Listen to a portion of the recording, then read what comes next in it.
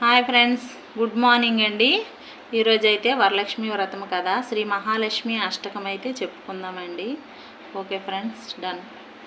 నమస్తేస్తు మహామాయే శ్రీపీఠే సురపూజితే శంకుచక్రాగదాహస్తే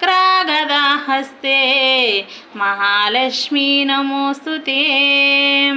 నమస్తే గరుడారూఢే డోలాసురభయంకరీ సర్వపాపహరే దేవి మహాలక్ష్మీ నమోస్తుతే.